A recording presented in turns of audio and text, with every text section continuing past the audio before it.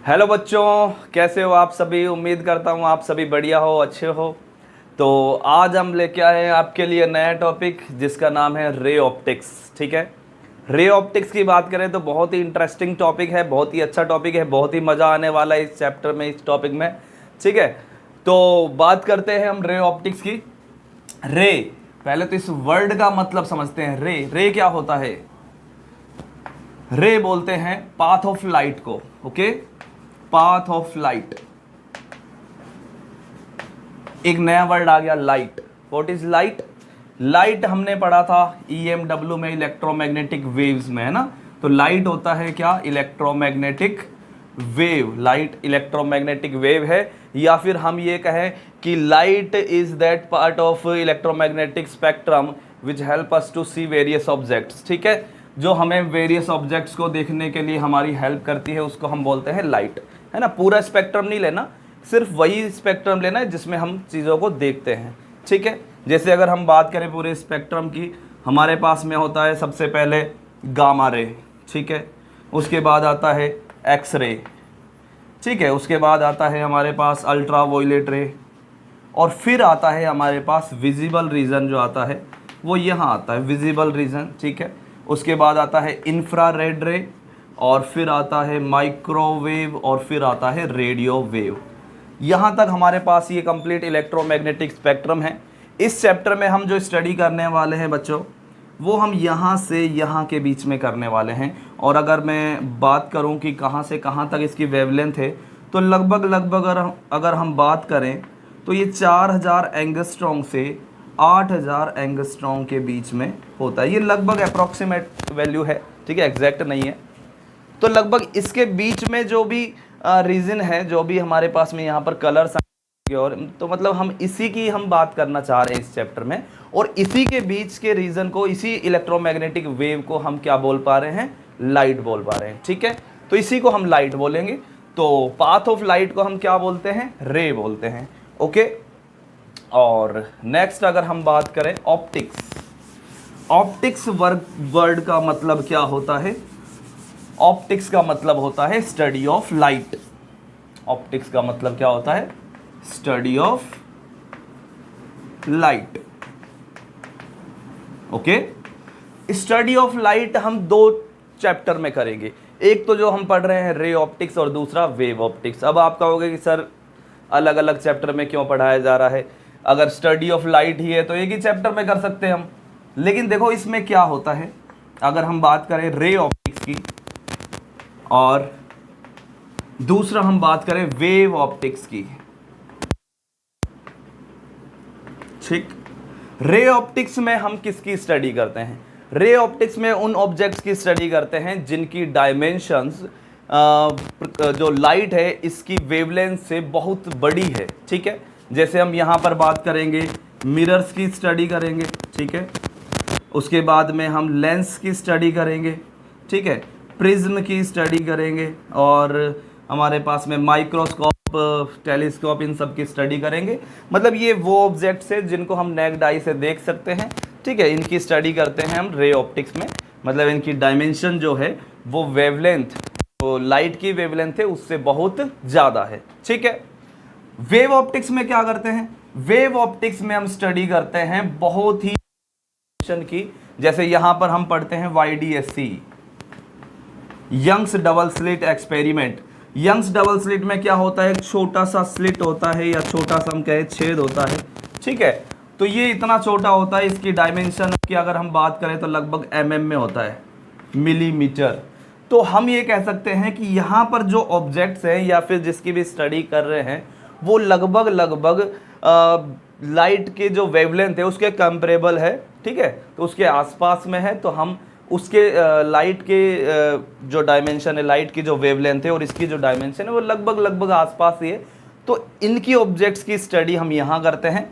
यहाँ पर हम बोलते हैं कि light is a wave. Light क्या है, वेव है। ओके, यहाँ पर हम बात करेंगे इंटरफेरेंस ऑफ लाइट, है ना, इंटरफेरेंस। ठीक है, डिफ्रैक्शन, डिफ्रैक्शन, उसके बाद में पोलराइजेशन की बात करेंगे।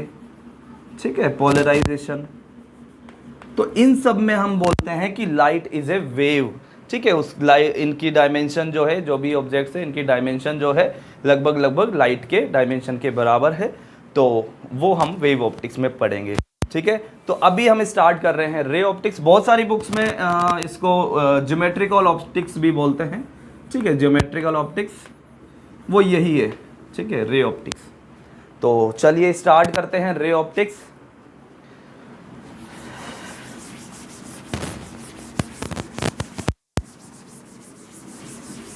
ओके, तो देखिए रे ऑप्टिक्स, अगर हम बात करें कि एग्जाम के पॉइंट ऑफ व्यू से बात करें, अगर हम देखें कि भाई बोर्ड में इसका कितना वेटेज है, बोर्ड में बहुत अच्छा वेटेज होता है।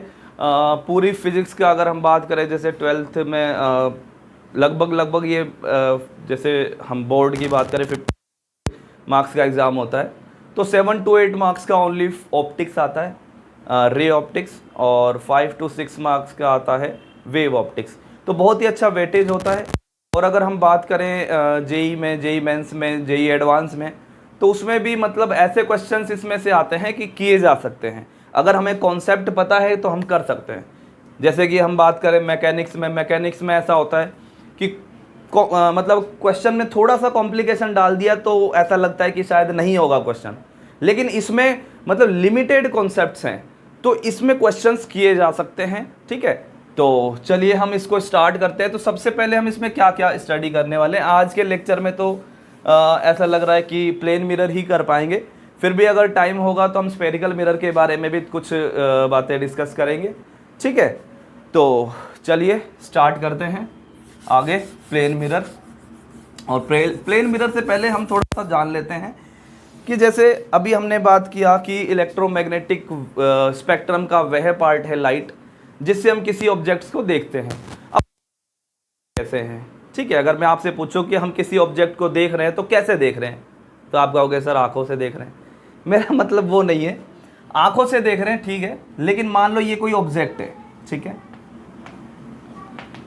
अब इसको हम देख पाए आंखों से, ये ऐसे यहाँ से हम देख रहे हैं, ठीक है, आंखों से देख पाए, तो पहली बात तो ये कि हम किसी ऑब्जेक्ट को तभी देख पाएंगे जब कि आसपास में जब क्या हो, कोई भी लाइट का सोर्स हो, लाइट हो, ठीक है। चाहे वो बल्ब हो सकता है, चाहे वो सनलाइट हो सकती है, कुछ भी हो सकता है।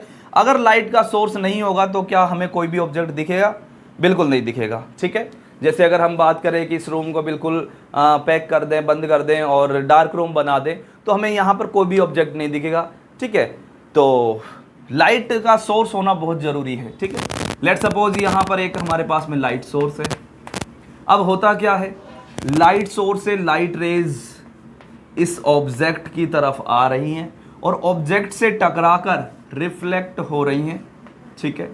और रिफ्लेक्ट हो रही हैं और हमारी आंखों में एंटर कर रही हैं। हमारी आंखों में एंटर करेगी तो हमें दिखेगा कि हाँ भाई ये वाला ऑब्जेक्ट यहाँ रखा है, ठीक है। अगर सोर्स नहीं होगा तो हमें ऑब्जेक्ट से कोई रिफ्लेक्शन नहीं मिलेगा, और रिफ्लेक्शन नहीं मिलेगा तो हमें वो ऑब्जेक्ट नहीं देख पाएंगे, हम ऑब्जेक्ट को नहीं देख पाएंगे, ठीक है। चलिए तो हम बात करते हैं कि भाई अगर सोर्स नहीं हो तो ऑब्जेक्ट नहीं दिखेगा, ठीक है, यहाँ तक बात हो गई। लेकिन हम बार बार जब भी ऑप्टिक्स पढ़ रहे होंगे तो हम ये नहीं कहेंगे कि भाई बैकग्राउंड में कोई सोर्स है उसकी वजह से हम ऑब्जेक्ट को देख पा रहे हैं। हम डायरेक्ट कभी भी ऑब्जेक्ट की बात करेंगे, ऑब्जेक्ट की इमेज की बात करेंगे, तो हम बात करेंगे कि ऑब्जेक्ट से ही जो रेज हैं वो इमिट हो रही हैं, ठीक है। इसका मतलब ये नहीं है कि ऑब्जेक्ट लाइट का सोर्स है, नहीं, बैकग्राउंड में कहीं लाइट का सोर्स होगा, वहाँ से लाइट रेज ऑब्जेक्ट की तरफ आएंगी और ऑब्जेक्ट से रिफ्लेक्ट होकर हमारी आंखों में जा रही होंगी, या फिर जिसमें भी हम मिरर है उसके बाद में चाहे वो स्फेरिकल मिरर है, प्लेन मिरर है, तो उसकी तरफ जा रही होंगी, तो वो हम ऑब्जेक्ट से ही रेज को इमिट करवाएंगे, ठीक है। तो पूरी ऑप्टिक्स में हम यही करने वाले हैं, बैकग्राउंड में जो भी सन है या जो भी लाइट है उसके बारे में बात नहीं करेंगे, ओके। चलिए नेक्स्ट एक छोटा सा टॉपिक लेते हैं, how to see the object हो गया। नेक्स्ट टॉपिक लेते हैं जैसे types of objects and image, types of object या इमेज, ठीक है। टाइप्स का मतलब ये नहीं है कि टाइप्स ऑफ ऑब्जेक्ट अलग अलग है, ठीक है। हम ये बात करना चाह रहे हैं कि ऑब्जेक्ट जैसे हम बात करेंगे ऑप्टिक्स में कि इमेज जो होती है रियल इमेज बनती है, वर्चुअल इमेज बनती है, ठीक है। ऐसे ही मैं बात करना चाह रहा हूँ कि ऑब्जेक्ट जैसे मान लो ये कोई पेन है अब मेरे पास में, ठीक है। मैं कह रहा हूँ ये कैसा ऑब्जेक्ट है, ये रियल ऑब्जेक्ट है, दिख रहा है साफ साफ हमें, ठीक है। और मैं बात करूँ कि मान लो ऑब्जेक्ट की क्या वर्चुअल ऑब्जेक्ट हो सकता है। एक बार के लिए हम ये सोचते हैं कि यार ये पेन है, वर्चुअल मतलब इमेजिनरी, कैसे हो सकता है, कैसे पॉसिबल है, ठीक है। तो हम कहेंगे कि नहीं सर वर्चुअल ऑब्जेक्ट, ठीक है। लेकिन एक्चुअल में क्या होता है, ऑप्टिक्स में ये नहीं होता कि भाई ऑप्टिक्स में हम ये वर्चुअल ऑब्जेक्ट इसको मान रहे हैं। ऑब्जेक्ट और इमेज की जो डेफिनेशन होती है ऑप्टिक्स में वो कुछ अलग होती है, ठीक है। तो ऑब्जेक्ट क्या होता है, ऑब्जेक्ट क्या होता है ऑप्टिक्स में, हम ये कह सकते हैं cross section of light rays before reflection, ठीक है। अभी इसके बारे में और क्लियर हो जाएगा जब डायग्राम वगैरह से समझेंगे कि रिफ्लेक्शन से पहले अगर हम देख रहे हैं कि लाइट का जो क्रॉस सेक्शन पॉइंट है उसको हम बोलते हैं ऑब्जेक्ट, ठीक है। इमेज की बात करें तो इमेज क्या होती है, इमेज होती है cross section of light rays after reflection,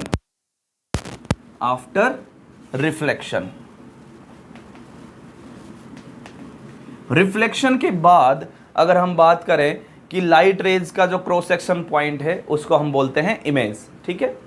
अगर हम बात करें ऑब्जेक्ट की, ऑब्जेक्ट के टाइप्स क्या हैं, ऑब्जेक्ट रियल हो सकता है, यस रियल हो सकता है। क्या वर्चुअल हो सकता है, यस वर्चुअल भी हो सकता है, ठीक है। इमेज की बात करें रियल हो सकती है, यस वर्चुअल हो सकती है, यस, ठीक है। अब कैसे कुछ एक रे डायग्राम से समझ लेते हैं इसको, कैसे ऑब्जेक्ट रियल वर्चुअल हो सकता है और इमेज रियल और वर्चुअल हो सकती है। तो चलिए देखते हैं। लेट सपोज हमारे पास एक ये मिरर है, ठीक है, और यहाँ पर हमारे पास कोई ऑब्जेक्ट रखा हुआ है, ठीक है, ऑब्जेक्ट रखा हुआ है। यहाँ से अगर लाइट रेज बनाएं तो ये लाइट रेज ऐसे है, ठीक है। हमने दो लाइट रे बनाई है, यहाँ पर रिफ्लेक्ट होके ये इधर चली जाएगी और ये रिफ्लेक्ट होके इधर चली जाएगी, ठीक है। इसकी बात करें तो ये यहाँ रिफ्लेक्शन हो रहा है, तो रिफ्लेक्शन की पहले वाली जो रे है वो ये है, ठीक है। यहाँ रिफ्लेक्शन की पहले वाली जो रे है वो ये है। तो हमने कहा लाइट रेज का cross section point before reflection, मतलब बिफोर रिफ्लेक्शन ये दोनों लाइट रेज हैं और ये दोनों लाइट रेज कहाँ क्रॉस कर रही है, इस पॉइंट पर क्रॉस कर रही हैं। तो हम कहेंगे कि ये पॉइंट जो है ये हमारे पास में क्या है, ऑब्जेक्ट है। और आफ्टर रिफ्लेक्शन की बात करें तो हमने कहा आफ्टर रिफ्लेक्शन लाइट इधर चली गई, तो ये रिफ्लेक्टेड रे है। और यहाँ पर बात करें तो रिफ्लेक्ट होकर लाइट इधर चली गई, ये रिफ्लेक्टेड रे है। तो हमने कहा इनका क्रॉस सेक्शन पॉइंट आगे बढ़ाया, तो आगे तो ये कहीं नहीं मिलेंगी क्योंकि ये डाइवर्जिंग रेज हैं, और डाइवर्जिंग रेज आगे कहीं नहीं मिलेंगी, तो इसको हम डॉटेड से पीछे मिलाएंगे। और जैसे डॉटेड से इसको पीछे मिलाएंगे तो इस पॉइंट से आती हुई ये हमें दिखेंगी। डॉटेड से मिलाया है इसका मतलब ये कैसी है, ये वर्चुअल इमेज है ना, वर्चुअल इमेज। और यहाँ पर लाइट रियल में क्रॉस कर रही है, तो ये कैसा ऑब्जेक्ट है, रियल ऑब्जेक्ट। तो रियल ऑब्जेक्ट कैसी इमेज बना रहा है, virtual object, virtual image sorry, ठीक है। अगर हम बात करें एक और केस समझते हैं, जैसे यहाँ पर लाइट रेज ऐसे आ रही हैं, ठीक ठीक, और रिफ्लेक्शन के बाद ये इधर जा रही है और ये इधर जा रही है, तो ऐसा कुछ हो रहा है। तो हमने कहा कहाँ ऑब्जेक्ट है, कहाँ इमेज है, चलो देखते हैं। तो हमने कहा cross section point of light rays before reflection, तो हमने कहा रिफ्लेक्शन से पहले वाली लाइट तो ये और ये है, ठीक है। अगर मैं इसको ए रे बोल दूं, इसको बी रे बोल दूं, तो ए और बी रे जो है ये बिफोर रिफ्लेक्शन वाली रेज हैं। तो हमने कहा इसको मिलाओ, पीछे तो कहीं नहीं मिलेंगी क्योंकि डाइवर्ज हो रही हैं। तो इसको हमने क्या किया, आगे डॉटेड से मिला दिया, और डॉटेड से मिलाया तो यहाँ पर मिली। तो इस रेज का क्रॉस सेक्शन पॉइंट तो इधर आ रहा है, डॉटेड लाइन से मिलाने पर आ रहा है। इसका मतलब ये कैसा ऑब्जेक्ट है, ये है वर्चुअल ऑब्जेक्ट, ठीक है, वर्चुअल ऑब्जेक्ट, ठीक। और यहां पर देखो after reflection cross section point, तो हमने कहा रिफ्लेक्ट होके लाइट इधर गई, इधर से रिफ्लेक्ट होके लाइट इधर गई, तो ये रिफ्लेक्टेड रे, ये रिफ्लेक्टेड रे, इन दोनों का क्रॉस सेक्शन पॉइंट यहाँ पर है। तो इसका मतलब हम कहेंगे कि इमेज कहाँ बन रही है, यहाँ बन रही है। और ये कैसी इमेज है, रियल इमेज है। कैसी है ये, रियल इमेज है, ठीक है। तो ये हो गया। तो कहने का मतलब इमेज जो है वर्चुअल हो सकती है, रियल हो सकती है, ऑब्जेक्ट जो है रियल हो सकता है और वर्चुअल हो सकता है, ठीक है। ऑप्टिक्स में ऐसा पॉसिबल है, ठीक है। चलिए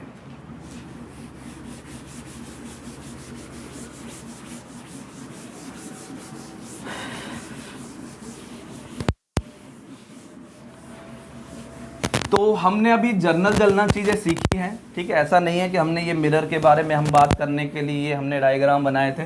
मिरर के बारे में तो हम इन डिटेल आगे बात करेंगे। अभी तक तो मेरा मोटिव यही था कि यही बताना कि भाई ऑब्जेक्ट रियल बन सकता है, वर्चुअल बन सकता है, इमेज रियल बन सकती है और वर्चुअल बन सकती है, ठीक है। अच्छा, रिफ्लेक्शन क्या होता है, रिफ्लेक्शन की बात करते हैं, ठीक है। रिफ्लेक्शन क्या होता है कि मतलब कोई अगर सरफेस है, लाइट यहाँ से इंसिडेंट हो रही है और यहाँ टकरा कर इधर चली गई, बाउंस बैक हो गई इसी मीडियम में, तो इसको बोल देते हैं हम रिफ्लेक्शन, ठीक है। क्या रियल में ऐसा ही होता है? तो अगर हम रियल लाइफ की बात करें तो कभी भी सेम टाइम पर ऐसा नहीं होगा कि कोई भी ऑब्जेक्ट से सिर्फ और सिर्फ रिफ्लेक्शन हो रहा हो, ठीक है। मान लो हम बात करेंगे, जैसे अगर कोई लाइट इंसिडेंट हो रही है किसी ऑब्जेक्ट पर, तो यहाँ पर कुछ रिफ्रैक्शन भी हो रहा होगा और कुछ रिफ्लेक्शन भी हो रहा होगा, और इस पॉइंट पर एब्जॉर्प्शन भी हो रहा होगा, है ना, एब्जॉर्प्शन भी हो रहा होगा। तीनों फिनोमिना एक साथ चलते हैं। लेकिन जब भी हम रिफ्लेक्शन की बात करेंगे तो हम ये मान के चलेंगे कि इसमें रिफ्रैक्शन और एब्जॉर्प्शन क्या है, जीरो है। कोई भी रिफ्लेक्शन नहीं हो रहा और कोई भी एब्जॉर्प्शन नहीं हो रहा, ठीक है। तो आप कहोगे सर ऐसे कैसे पता, कैसे मान ले कि हम भाई यहाँ पर एब्जॉर्प्शन भी हो रहा है, रिफ्रैक्शन भी हो रहा है। तो चलो एक एग्जांपल से समझते हैं इसको। जैसे मान लो दिन के टाइम में हम बाल्टी भर के पानी की रख दें धूप में, तो क्या होगा, हमें पता है लाइट रेज आ रही हैं और मीडियम चेंज होगा तो वहाँ से रिफ्रैक्ट होके बेंड होके अंदर जाएंगी, ठीक है, हमें ये तो पता है। चलिए, अगर हम बाल्टी के आसपास में रहते हैं तो हमें वहाँ पर चमकती हुई सरफेस भी दिखेगी, इसका मतलब वहाँ से रिफ्लेक्शन भी हो रहा है, ये भी क्लियर है। अच्छा, कुछ टाइम तक बाल्टी को रख देंगे धूप में तो क्या होगा, वो पानी गर्म भी हो जाएगा, इसका मतलब एब्जॉर्प्शन भी हो रहा है। तीनों फिनोमिना एक साथ में होते हैं, लेकिन हम सिर्फ एक टॉपिक की बात करेंगे, एक फिनोमिना की बात करेंगे कि रिफ्लेक्शन हो रहा है, इसका मतलब रिफ्रैक्शन और एब्जॉर्प्शन क्या है, जीरो है, उसकी हम बात ही नहीं करेंगे, ठीक है। बट कभी क्वेश्चन में ऐसा दे दे कि भाई यहाँ पर रिफ्रैक्शन भी हो रहा है, एब्जॉर्प्शन भी हो रहा है और रिफ्रैक्शन भी हो रहा है, तो हमें घबराना नहीं है, ऐसा पॉसिबल है, ठीक। ये होता है नॉर्मल, ठीक है, नॉर्मल, ठीक है। जो सरफेस है, इसको अगर हम रिफ्लेक्टिंग सरफेस बोले तो गलत नहीं होगा, रिफ्लेक्टिंग, है ना, सरफेस, रिफ्लेक्टिंग सरफेस बोले, और इसको हम बोल दें इंसिडेंट रे, तो ये इंसिडेंट रे है, ठीक है। इसको बोलते हैं रिफ्लेक्टेड रे, जो रिफ्लेक्ट हो रही है रिफ्लेक्टेड रे है, ठीक है। नॉर्मल हो गया, ये रिफ्लेक्टिंग सरफेस के परपेंडिकुलर होता है, ठीक है। नॉर्मल के साथ इंसिडेंट रे जो एंगल बनाती है उसको बोलते हैं हम एंगल आई, और एंगल आई होता है angle of incidence, angle of incidence, ठीक है। रिफ्लेक्टेड रे नॉर्मल के साथ जो एंगल बनाती है इसको बोलते हैं एंगल आर, और एंगल आर जो होता है वो होता है angle of reflection, angle of reflection, ठीक है, एंगल ऑफ रिफ्लेक्शन। तो ये रिफ्लेक्शन का कुछ फिनोमिना है, इस तरीके से रिफ्लेक्शन हो रहा है। रिफ्लेक्शन का मतलब सिर्फ यही है कि लाइट आएगी, सरफेस से टकराएगी और सेम मीडियम में वापस बाउंस बैक हो जाएगी, तो इसको हम बोलते हैं रिफ्लेक्शन, ठीक है। अगर रिफ्लेक्शन के लॉज की बात करें, law of reflection, law of reflection, तो फर्स्ट लॉ में हम कहते हैं angle I equals to angle R. Reflection में ये हमेशा होता है कि जो एंगल आई है, मतलब incident angle, angle of incidence और एंगल ऑफ रिफ्लेक्शन, ये दोनों क्या होते हैं, आपस में इक्वल होते हैं, बराबर होते हैं, ठीक है। सेकंड हम कह सकते हैं incident ray normal and reflected ray all are lies in same plane at the point of incidence।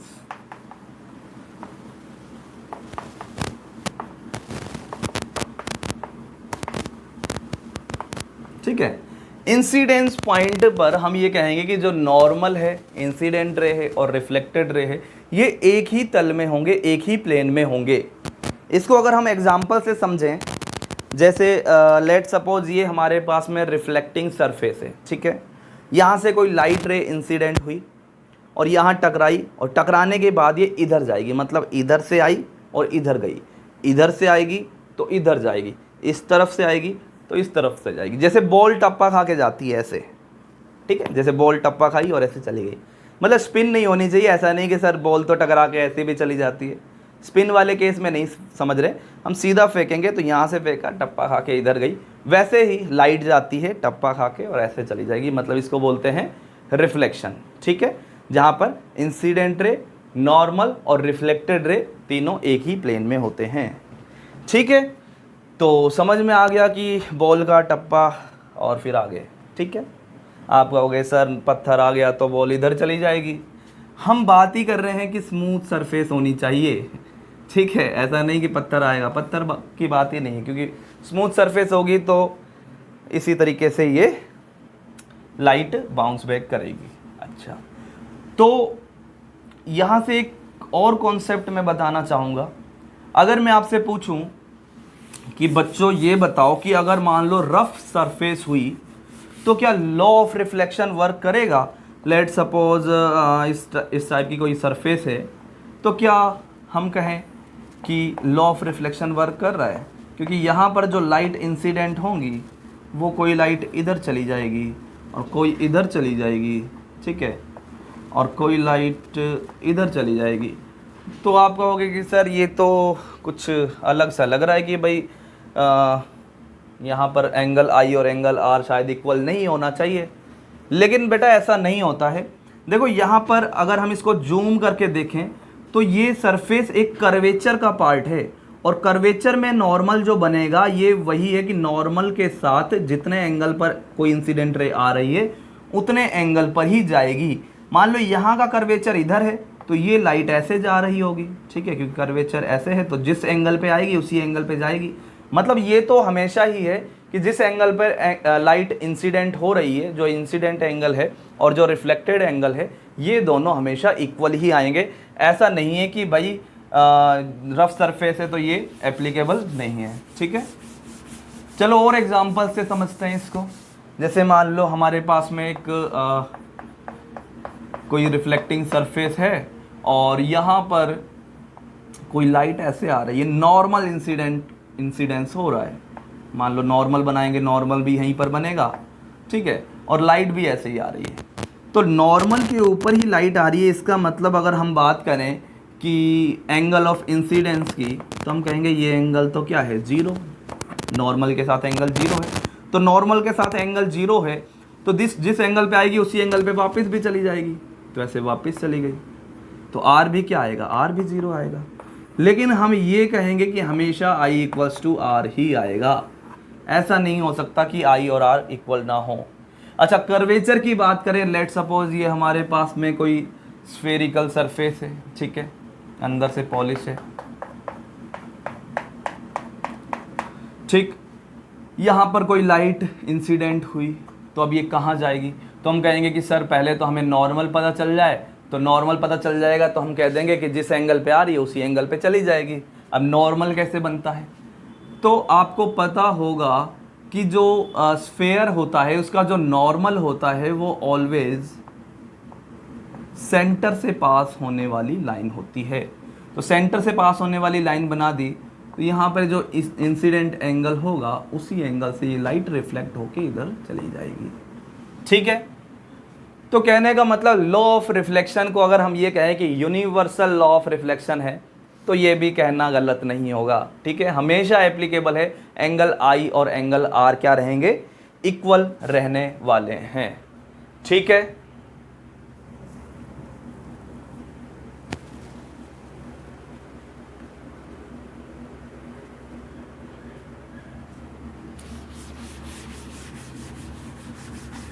चलिए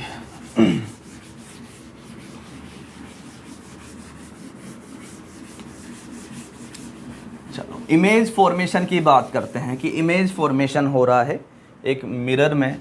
तो पहले प्लेन मिरर की ही बात करेंगे। तो इमेज फॉर्मेशन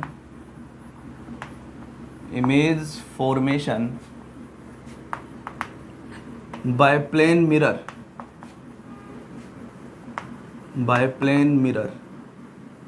ठीक है, प्लेन मिरर से इमेज फॉर्मेशन, ठीक है।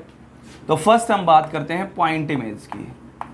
किसकी, point image, sorry point object की, है ना, मतलब पॉइंट ऑब्जेक्ट है तो उसकी इमेज कहाँ बनेगी, ठीक है।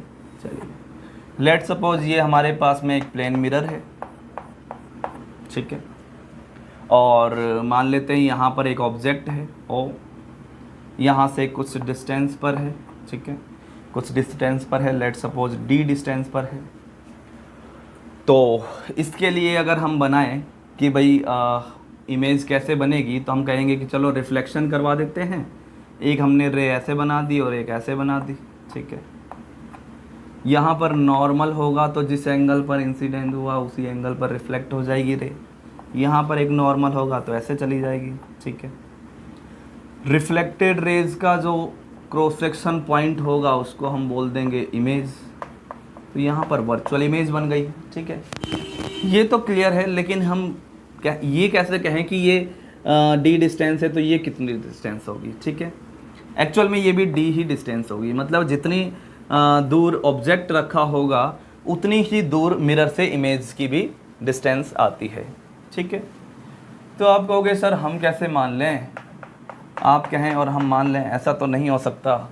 तो चलिए थोड़ा सा छोटा सा प्रूफ देख लेते हैं इसका। लेट सपोज ये ऑब्जेक्ट है, यहाँ पर ये नॉर्मल इंसिडेंस हो रहा है, ठीक है, और एक रे यहाँ पर ऐसे चली गई, रिफ्लेक्ट होके इधर चली गई, ये इसका नॉर्मल है, ये इसका नॉर्मल है, ठीक है, ये ऑब्जेक्ट है। चलिए रिफ्लेक्टेड रे, ये रिफ्लेक्टेड रे इधर जा रही है, ये इधर जा रही है, इनका क्रॉस सेक्शन पॉइंट की बात करें तो यहाँ पर आएगा, इसी को बोल देंगे इमेज, ठीक है। तो अगर हम एंगल वगैरह की बात करें तो देखो ये वाला एंगल थीटा है अगर, तो ये भी डेफिनेटली थीटा होगा। आप कहोगे कैसे, तो सर देखो ऐसे ये z बन रहा है और ये पैरेलल हैं, क्योंकि ये भी नॉर्मल इंसिडेंस है और ये भी नॉर्मल है, दोनों नॉर्मल सरफेस के परपेंडिकुलर होंगे। इसका मतलब दोनों कैसे होंगे, दोनों पैरेलल होंगे, और पैरेलल लाइन को अगर कोई लाइन कट करती है z बनता है, तो ये एंगल्स क्या होते हैं, इक्वल होते हैं। फिर सर ये एंगल भी थीटा होगा, कैसे कि भाई ये तो लॉ ऑफ रिफ्लेक्शन से जिस एंगल पर नॉर्मल के साथ लाइट इंसिडेंट हो रही है उसी एंगल पर ही रिफ्लेक्ट होगी, ठीक है सर। तो यह नॉर्मल और ये लाइट का पाथ, तो ये एंगल भी थीटा होगा। तो आप कहोगे ये कैसे होगा सर, तो भाई वर्टिकल अपोजिट एंगल है, ये भी थीटा होगा। फिर ये एंगल भी थीटा होगा। अब ये कैसे थीटा होगा, यहाँ पर भी जेड बन रहा है तो ये भी थीटा होगा। ठीक है, तो हम देखें यहाँ पर क्या क्या चीज़ें किस किस के इक्वल हैं। तो हमने कहा देखो, अगर हम दो ट्राइंगल देखें, एक ट्राइंगल ये वाला है हमारे पास और एक ट्राइंगल ये वाला है। ठीक है, इस ट्राइंगल में बात करें, ये थीटा है और ये थीटा है, दोनों बराबर हैं, एंगल बराबर हो गया। अच्छा, ये एंगल 90 है, इधर भी 90, दोनों भी बराबर हो गए। और ये साइड क्या हो गई, ये साइड कॉमन हो गई। कॉमन साइड हो गई तो हम कह देंगे एस क्या था, ए एस ए, दो एंगल एक साइड है तो ए एस ए रूल लगा देंगे, जिससे ये दोनों ट्राइंगल क्या हो जाएंगे, कॉन्ग्रेंट हो जाएंगे। और हमें पता है कॉन्ग्रेंट ट्राइंगल जो होते हैं तो उनकी कॉरस्पॉन्डिंग साइड्स एंड एंगल्स जो होते हैं वो इक्वल होते हैं। तो इसका मतलब हम ये कह सकते हैं कि this side equal this side होगी। ठीक है, तो अगर ये डी डिस्टेंस पर है तो ये भी डी डिस्टेंस पर ही होना है। ठीक है, तो मतलब अगर हम शॉर्टकट में समझें कि सर कभी भी हम इमेज बनाएंगे तो हम बार बार ये ना बनाएं, रेज ना बनाएं, हम डायरेक्ट बनाना चाहें तो ऐसे समझ सकते हैं कि ये लेट सपोज 2 सेंटीमीटर पर रखा हुआ है ऑब्जेक्ट, तो इधर 2 सेंटीमीटर पर इसी के परपेंडिकुलर चले जाओ तो हम कह देंगे कि यहाँ पर बन जाएगी इमेज। ठीक है, ठीक है, चलिए। अच्छा, ऐसा हो अगर मान लो ये हमारे पास में एक मिरर है। ठीक है, यहाँ मिरर नहीं है, मैं ऐसे ही डॉटेड लाइन बना रहा हूँ कि मिरर के लाइन में ही है। यहाँ पर ऑब्जेक्ट है हमारे पास, तो क्या इसकी इमेज बनेगी? मिरर इसके सामने नहीं है, थोड़ा ऊपर है, तो क्या इसकी इमेज बनेगी? तो दिख तो ऐसा रहा है कि भाई नहीं बननी चाहिए, लेकिन बनेगी। ठीक है, इसकी इमेज, इसकी जितनी डिस्टेंस पर यहाँ ऑब्जेक्ट है इतनी डिस्टेंस आगे इमेज बन जाएगी। आप कहोगे सर यहाँ मिरर तो नहीं है। मिरर नहीं है तो कोई बात नहीं, मान लो यहाँ पर ये लाइट ऐसे गई तो यहाँ रिफ्लेक्ट होके ऐसे जानी है। एक लाइट ऐसे रिफ्लेक्ट हुई तो ये रिफ्लेक्ट होके किधर जाएगी, इधर जाएगी। और इसको हम पीछे मिलाएंगे दोनों लाइट रेज को तो यहाँ मिलेंगी। इसका मतलब ये हुआ कि रिफ्लेक्शन के बाद क्रॉस सेक्शन पॉइंट तो मिल रहा है ना हमें, तो क्रॉस सेक्शन पॉइंट मिल रहा है मतलब इमेज तो बनेगी। तो कहोगे सर फिर इसमें अलग क्या है? बस इसमें अलग ये है कि ये हमारे पास में फील्ड ऑफ व्यू हो जाएगा कि इस तरफ से अगर कोई देखेगा तो वो इमेज दिखेगी, अदरवाइज नहीं दिखेगी। ठीक है, इसके बारे में आगे और बात करेंगे, फील्ड ऑफ व्यू क्या है उसके बारे में हम बात आगे करेंगे। ठीक है, तो पॉइंट ऑब्जेक्ट की बात की, इसके पोजीशन की बात की कि सेम डिस्टेंस पे ऑब्जेक्ट है तो उतनी डिस्टेंस पे इमेज भी बनेगी। छोटा सा प्रूफ भी देख लिया हमने। ठीक है, चलिए, तो इसके बाद बात करते हैं हम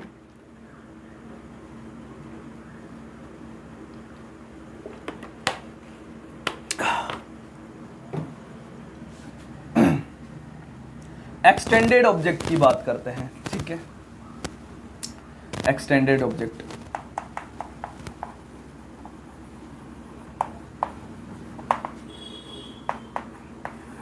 एक्सटेंडेड ऑब्जेक्ट की बात कर रहे हैं, मतलब पॉइंट ऑब्जेक्ट नहीं है, अब बड़ा ऑब्जेक्ट है। लेट सपोज ऐसा ऑब्जेक्ट है। ठीक है, ए पॉइंट, ये बी पॉइंट। ठीक है, तो हमने कहा इसकी इमेज बनानी है, ये मिरर है, तो हमने कहा ए पॉइंट की मिरर से जो डिस्टेंस है उतनी डिस्टेंस पर ही हम इसकी इमेज बना देंगे, मतलब ए डैश। और जिस पॉइंट पर बी है उसी पॉइंट पर उतनी ही डिस्टेंस में बी की इमेज बना देंगे, बी डैश। तो मतलब सेम साइज़ की बन जाएगी और उतनी ही डिस्टेंस में बन जाएगी। ठीक है, मान लो ऐसा हो हमारे पास मिरर है, ऑब्जेक्ट थोड़ा सा ऐसे रखा हुआ है ए बी, तो इसकी इमेज कैसे बनेगी? तो सर ए की डिस्टेंस कम है तो ए का जो रिफ्लेक्शन जो इमेज बनेगी वो कम डिस्टेंस पे बनेगी, और बी की डिस्टेंस ज़्यादा है तो बी की जो इमेज बनेगी वो ज़्यादा डिस्टेंस पर बनेगी। तो अगर हम इमेज की बात करें तो ये हो जाएगा ए डैश बी डैश। ठीक है, तो इस तरीके से ऑब्जेक्ट है तो इधर इस तरीके से इमेज बन जाएगी। ठीक है, तो ये था एक्सटेंडेड ऑब्जेक्ट के लिए। ठीक है, तो कुछ एग्जाम्पल से भी समझ लेते हैं। जैसे मान लो अगर हमारे पास में कोऑर्डिनेट्स में ऑब्जेक्ट दिया हुआ हो और बोले कि भाई इमेज के कोऑर्डिनेट क्या होंगे, तो इस तरीके का कोई एक एग्जाम्पल ले लेते हैं। जैसे एक एग्जाम्पल ये है मेरे पास में, ठीक है। लेट्स सपोज हमारे पास में ये एक्स एक्सिस है, ये वाई एक्सिस है, ठीक है। एक्स एक्सिस पे यहाँ पर मिरर रखा हुआ है और यहाँ पर ऑब्जेक्ट है हमारे पास और इसके कोऑर्डिनेट्स हैं लेट्स सपोज 2,3, ठीक है, 2,3 है ना। तो हमने कहा इमेज के कोऑर्डिनेट्स कहाँ बनेंगे, तो हमें देख पा रहे हैं कि जो ये वर्टिकल डिस्टेंस होगी इतनी ही डिस्टेंस पर पीछे इमेज बनने वाली है।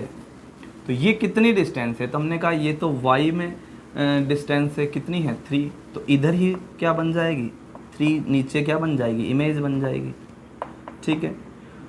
y ऊपर पॉजिटिव होता है नीचे नेगेटिव होता है, तो कोऑर्डिनेट कहेंगे -3 और x कोऑर्डिनेट क्या चेंज होगा, नहीं चेंज होगा, तो 2,-3 क्या आ जाएगा, इमेज के कोऑर्डिनेट आ जाएंगे। तो ये एक सिंपल सा क्वेश्चन था, ठीक है। लेकिन इसमें हम कॉम्प्लिकेटेड बनाना चाहें तो कुछ भी बना सकते हैं। जैसे मान लो एक ऐसा हो कि एक ऐसे मिरर है हमारे पास, ठीक है, 45 डिग्री एंगल पर रखा हुआ है, ऑब्जेक्ट यहाँ पर रखा हुआ है लेट्स सपोज, ठीक है। ऑब्जेक्ट्स के कोऑर्डिनेट हैं x कोऑर्डिनेट 0 है, y कोऑर्डिनेट x कोऑर्डिनेट 2 है, y कोऑर्डिनेट 0 है, ठीक है। ये y है, ये x है। तो बोल रहे हैं कि भाई इमेज के कोऑर्डिनेट्स बताओ, ठीक है। तो इमेज के कोऑर्डिनेट्स कैसे बनाएंगे, तो हमने कहा यहाँ पर मिरर नहीं है तो मान लेते हैं यहाँ इसको एक्सटेंड कर देते हैं और इसके कोऑर्डिनेट बनाएंगे, ठीक है। तो चलिए, तो हमने देखा, देखो ये परपेंडिकुलर जाना है, परपेंडिकुलर डिस्टेंस हमारे पास ये है कितनी, तो हमने कहा देखो ये 2 है, ठीक है। ये एंगल अगर 45 है तो ये भी एंगल 45 होगा, वर्टिकल अपोजिट। ये 90 है तो ये भी 45 होगा और ये 45 होगा, ये डायगोनल है, हाइपोटेनियस है, तो ये अगर 2 है तो ये हो जाएगा 2 cos 45।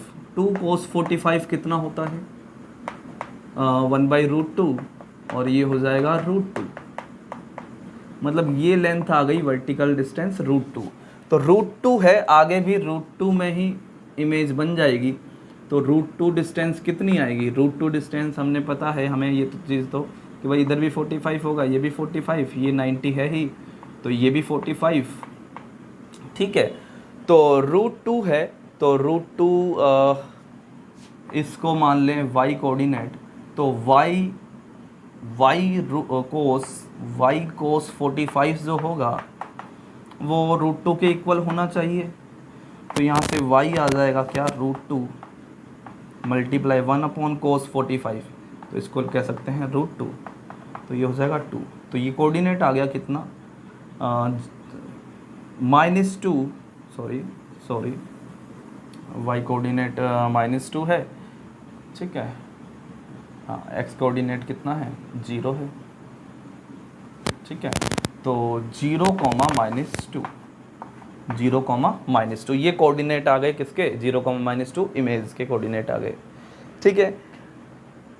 अच्छा, इसमें आप ये कहोगे कि सर ये इसी लाइन पे होगा, ये कैसे पता, तो देखो √2 कितना हो गया 2√2 और 2√2 ये 90 है, तो पाइथागोरस से सेटिस्फाई भी होना चाहिए, इधर 2 है इधर भी 2 है, तो 2² का रूट तो कितना हो गया 4 + 4 का रूट √8 और कितना हो जाएगा 2√2। हाँ, मतलब आ रहा है, तो हम कहेंगे इसी पॉइंट पे होगा। लेकिन आप कहोगे कि सर हमेशा ये 45 पे मिले हमारे पास में मिरर और ऑब्जेक्ट ऐसे ही रखा हो किसी एक्सिस पे, क्या ऐसे ही सिचुएशन मिलेगी हमें, तो ऐसा कोई ज़रूरी नहीं है, कैसे भी हो सकता है। तो देखो, कॉम्प्लिकेशन करना चाहे तो कुछ भी कर सकते हैं इसमें, ठीक है।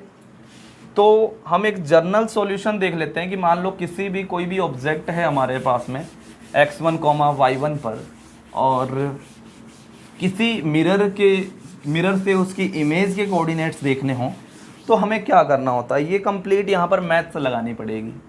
जैसे मान लो कोई ऑब्जेक्ट है यहाँ पर, ठीक है, कोई ऑब्जेक्ट है x1 y1 कोऑर्डिनेट्स पर, ठीक है, ये हमारे पास मिरर है। अब मिरर कैसे है, मिरर कोई एंगल पे दिया होगा, जैसे भी करके आपको इसकी इक्वेशन फाइंड करनी है, ठीक है। तो y equals to M X plus C कहो, या फिर कहो ax plus B Y plus C equals to 0। Let suppose ये हमारे पास में मिरर की इक्वेशन आ गई। तो यहाँ से परपेंडिकुलर डिस्टेंस और परपेंडिकुलर डिस्टेंस आगे, यहाँ पर जो इमेज बनेगी, इस इमेज के जो कोऑर्डिनेट हैं वो क्या आएंगे। लेट सपोज इसके कोऑर्डिनेट हैं x, y। अब ये एक्स वाई कैसे निकलेंगे, ये एक्स वाई आते हैं एक फॉर्मूले से, x minus x1 upon a, ये वाला a, y minus y1 upon b, उसके बाद में ये यहाँ पर तो फीट लेना हो तो अलग फॉर्मूला होता है, ये यहाँ पर डबल डिस्टेंस है, तो ये बन जाएगा -2ax1 plus by1 plus c upon a² plus b², ठीक है। ये फॉर्मूला होता है। आपने इस पॉइंट को इसमें पुट भी कर दिया, -2 और ये, ठीक है। यहाँ रूट नहीं आता, यहाँ पर ये ऐसे ही होता है a² प्लस b²। अब यहाँ से इसको इसके बराबर कर दो, यहाँ से x कोऑर्डिनेट आ जाएगा, इसको इसके बराबर कर दो तो यहाँ से y कोऑर्डिनेट आ जाएगा, तो यहाँ से हमें इमेज के कोऑर्डिनेट्स मिल जाएंगे, ठीक है। तो ये कंप्लीट मैथ्स है, इसमें ये फॉर्मूला अगर हम ध्यान रखेंगे और हमारे पास जो भी क्वेश्चन था उसको भी इसी फॉर्मूले से सॉल्व कर सकते हैं। जैसे मान लो हमारे पास ये क्वेश्चन था, ये है 45 डिग्री एंगल पर मिरर, ठीक है। तो इसकी अगर हम लाइन की इक्वेशन बनाना चाहें तो आपको पता है y equals to M X plus C, C 0 है तो y इक्वल्स टू एक्स, है ना, ये बन जाएगा। और दोनों को एक तरफ लाएंगे तो x plus Y equals to 0, ठीक है। तो ये हमारे पास इक्वेशन बन गई और पॉइंट है यहाँ पर क्या था 2,0, और मतलब x1 2 है और y1 0 है, ठीक है। तो बस इससे इमेज निकालनी है, तो कैसे निकालेंगे, यही फॉर्मूले में पुट करेंगे।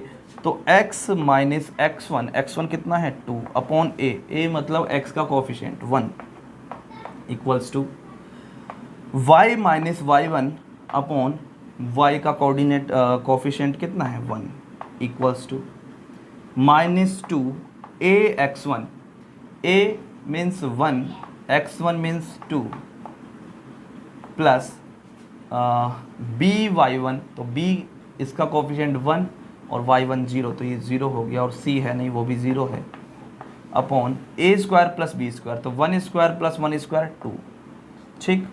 तो यहाँ से इसको सॉल्व करें तो ये 2 से 2 कैंसिल, तो 1 इंटू 2 2 और ये -2, तो यहाँ से x minus 2 upon 2 x minus 2 upon 1 equals to y upon 1 equals to ये आ गया -2। तो यहाँ से दोनों कोऑर्डिनेट निकालना चाहें तो x माइनस 2 इक्वल्स टू क्या आ जाएगा -2, तो x कितना आ गया 0, और यहाँ से y निकालना चाहें तो y अपॉन 1 इक्वल्स टू मतलब y इक्वल्स टू -2, तो बस ये y इक्वल्स टू -2 आ गया। तो इसमें देखा था हमने जो हमारे कोऑर्डिनेट आए थे वो क्या आए थे 0, -2, तो यहीं यहाँ से देखो x 0 आ गया और y क्या आ गया -2। मतलब ये हम ये कह सकते हैं कि जनरल सॉल्यूशन है। आप ये फॉर्मूला अगर याद रखते हो तो आप इस टाइप की प्रॉब्लम्स को सॉल्व कर सकते हो। हाँ, ये है कि भाई आपको मैथ्स में थोड़ा सा ये पता हो कि किसी लाइन की इक्वेशन कैसे बनानी है, ठीक है। किसी मिरर है, कोई मिरर है तो उसकी इक्वेशन कैसे बनेगी, तो वो हमें थोड़ा सा आना चाहिए, ठीक है। तो हम इजीली इस क्वेश्चन को, इस टाइप के क्वेश्चंस को हम कर पाएंगे, ठीक है। चलिए,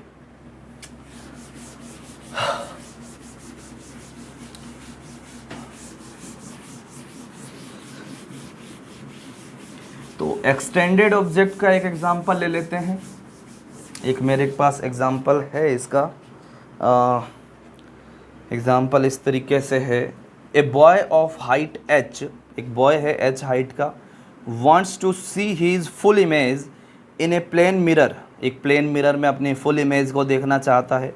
find the minimum length of mirror required. अच्छा, मतलब ये है कि एक बॉय है, ठीक है, लेट सपोज ये एक बॉय है और ये मिरर है, ठीक है। एक बार बड़ा मिरर बना देते हैं, बाद में जो भी जिसकी नीड नहीं होगी तो उसको हटा देंगे, ठीक है। तो एक बॉय है तो अपनी फुल इमेज देखना चाहता है एक मिरर में। लेट सपोज ये यहाँ से एल डिस्टेंस पर खड़ा है, सॉरी हाँ एल डिस्टेंस पर खड़ा है, और इसकी हाइट कितनी है, इसकी हाइट है जो हमें गिवन है कैपिटल एच, ठीक है। यहाँ पर बॉय का हेड होगा, यहाँ पर थोड़ी सी नीचे आईज होंगी, ठीक है, यहाँ पर पैर होंगे, फीट। तो अपनी पूरी हाइट को वो मिरर में देख पाए तो उसको मिनिमम कितने मिरर की रिक्वायरमेंट होगी। तो पहले तो हम बात करें, लेट सपोज ये पॉइंट ए है, ये पॉइंट बी है, और इस पॉइंट को बोल देते हैं सी। तो ए पॉइंट मतलब हेड की इमेज, जितनी दूर हेड है उतनी दूर इमेज बनेगी। तो लगभग मैं अंदाजे से बना रहा हूँ यहाँ पर, ठीक है। बी ऐसे ही बी पॉइंट की यहाँ बनेगी और सी पॉइंट की यहाँ बनेगी। तो ए डैश, ठीक है, तो यहाँ पर ये बी डैश, ठीक है, और यहाँ पर सी डैश, ठीक है। इस तरीके से इमेज बनेगी।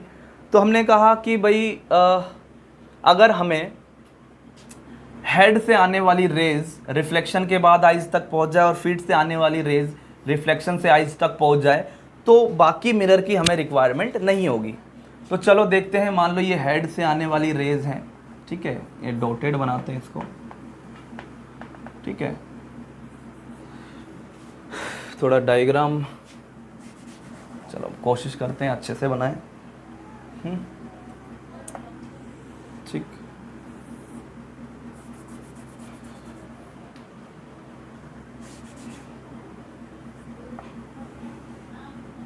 ये लाइट ऐसे यहाँ से आ रही है और रिफ्लेक्शन के बाद इधर जा रही है और पीछे मिलाने पर ए से आती हुई दिख रही है, ठीक है।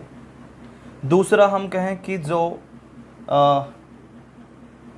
फीट से आने वाली जो लाइट है वो भी आंखों तक पहुंच जाए, तो कुछ इस तरीके से होगा ये डायग्राम, ठीक।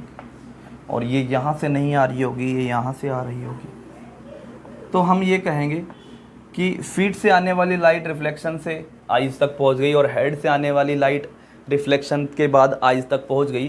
तो मतलब इतना सा ये मिरर है जिसकी हमें रिक्वायरमेंट है, बाकी ये वाला मिरर इसकी कोई रिक्वायरमेंट नहीं है, ठीक है, इसकी कोई रिक्वायरमेंट नहीं है, और ना ही इस वाले मिरर की रिक्वायरमेंट है जो इससे ऊपर है, ठीक है। तो ये कितना मिरर होगा इसकी बात करते हैं। तो चलो यहाँ से एक परपेंडिकुलर ड्रॉ कर लेते हैं, ये परपेंडिकुलर है, ठीक है, और ये सीधा बी की इमेज है, बी डैश, ठीक है। एक यहाँ से नॉर्मल बना लेते हैं, ठीक है, ये भी मिरर के परपेंडिकुलर है, ठीक है, इस तरीके से। तो लेट सपोज इस पॉइंट को बोलते हैं P, इस पॉइंट को Q और इस पॉइंट को बोल देते हैं हम R, ठीक है। चलिए पहले मैं ये वाला डायग्राम बना रहा हूँ, B A dash B dash B, ठीक है। थोड़ा समझने की कोशिश करना। लेट सपोज ये इस टाइप का डायग्राम है, ठीक। B डैश, इधर A डैश, और यहाँ बीच में है कहीं मिड में PQ, ठीक है। अगर हम ट्राइंगल की बात करें, triangle A dash B dash and triangle लें BPQ, इन दोनों ट्राइंगल में देखें तो देखो ये वाला एंगल दोनों का कॉमन एंगल है, ठीक है। इसका ये वाला एंगल 90 है, इसका ये वाला एंगल 90 है। इसका मतलब ये दोनों कैसे ट्राइंगल होंगे, सिमिलर ट्राइंगल होंगे।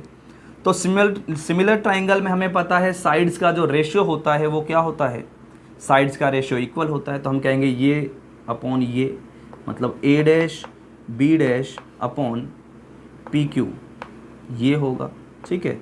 और ये वाली साइड का रेशियो इक्वल होगा, ये बड़े वाले की साइड है, ये इसकी साइड है, मतलब B dash upon B dash upon BQ, ठीक है। अगर हम इनकी वैल्यूज़ देखें तो ये जो BQ है इसकी वैल्यू है L, और यहाँ पर देखो ये वैल्यू कितनी है, जितनी डिस्टेंस पर ऑब्जेक्ट होता है उतनी डिस्टेंस पर इमेज बनती है। तो मतलब इस बॉय की इमेज L डिस्टेंस पर ही बनेगी। तो बी बी डैश की बात करें तो एल और एल कितना हो जाएगा 2l, तो बी बी डैश तो हो गया 2l, ठीक है, ठीक है। तो ये तो हो गया A dash B dash upon, let suppose ये जो पी क्यू लेंथ है इसको मान लेते हैं x, ठीक है। तो ये हो गई x equals to B B dash है हमारे पास 2l और बी क्यू है हमारे पास l, l से l कैंसिल हो गया, तो यहाँ से आ गया a डैश बी डैश कितना आ गया 2x, ठीक। इसी तरीके से हम दूसरा ट्राइंगल ले लें, ये वाला बी डैश सी डैश, ये वाले ट्राइंगल में देख लेते हैं। तो ये कुछ इस तरीके से दिख रहा है हमें, बी डैश सी डैश, ठीक है। और बीच में ये वाली साइड क्यू आर, मिड में है क्यू आर, ठीक है। ये लेंथ कितनी है एल और ये लेंथ भी कितनी है एल। तो यहाँ पर भी हमने देखा दोनों ट्राइंगल्स में अगर हम ट्राइंगल लें, triangle B Q R and triangle ये बड़े वाला B C dash B dash, ये बड़े वाला ट्राइंगल और ये छोटे वाला ट्राइंगल, तो हमने कहा ये एंगल कॉमन एंगल है और ये इसका भी 90 है, इसका भी 90, तो ये दोनों एंगल भी बराबर हैं, दो एंगल इक्वल आ गए, तो मतलब दोनों ट्राइंगल सिमिलर होंगे, साइड का रेशियो क्या होगा इक्वल होगा। तो हम कह सकते हैं B dash C dash upon Q R equals to यहाँ पर B B dash upon this B Q. तो लेट सपोज इस लेंथ को मान लेते हैं हम y, क्यू आर जो है ये मान लो y, तो बी डैश सी डैश जो है हमारे पास अपॉन y इक्वल्स टू क्या रहेगा, बी डैश कितना है 2l और बी क्यू कितना है l, l से l कैंसिल, तो यहाँ से बी डैश सी डैश आ गया हमारे पास कितना 2y, ठीक, ये आ गया।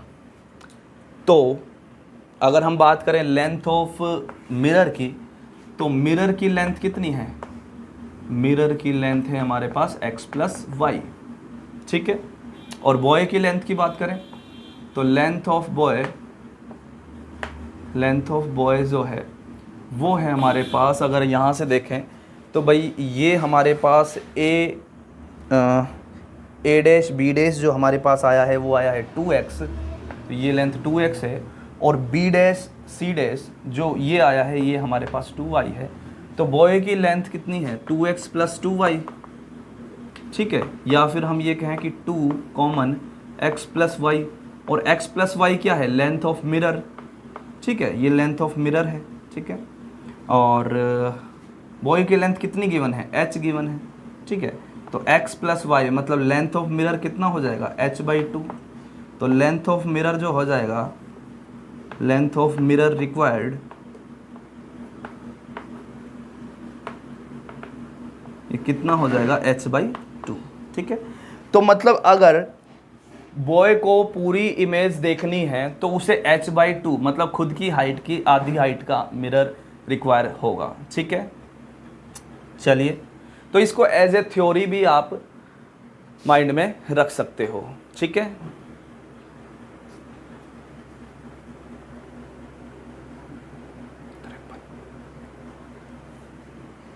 एज ए थ्योरी भी इसको हम दिमाग में रख सकते हैं, ठीक है। तो एक क्वेश्चन और देख लेते हैं इस टाइप का जो एक्सटेंडेड ऑब्जेक्ट्स से रिलेटेड है।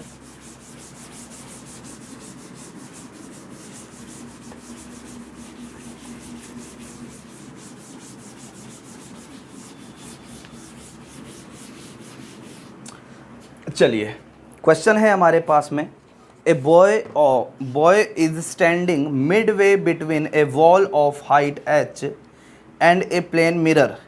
Find minimum length of mirror required so that the boy can see full image of wall.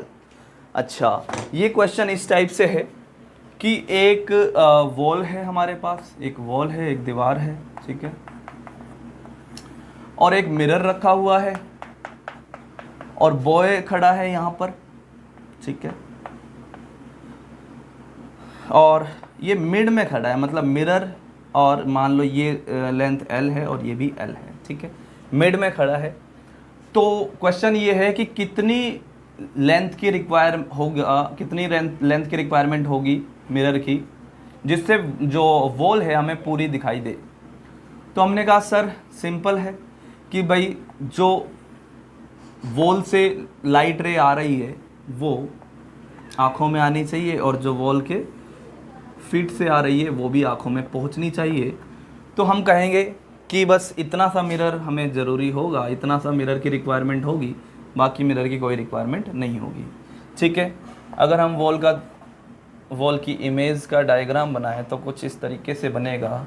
ठीक है, ये बनेगा। ठीक है,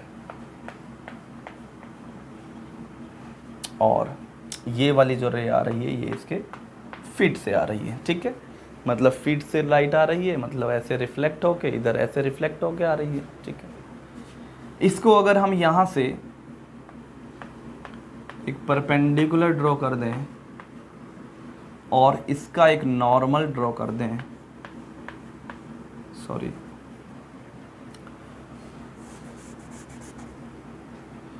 इसको थोड़ा सा ठीक बनाना पड़ेगा।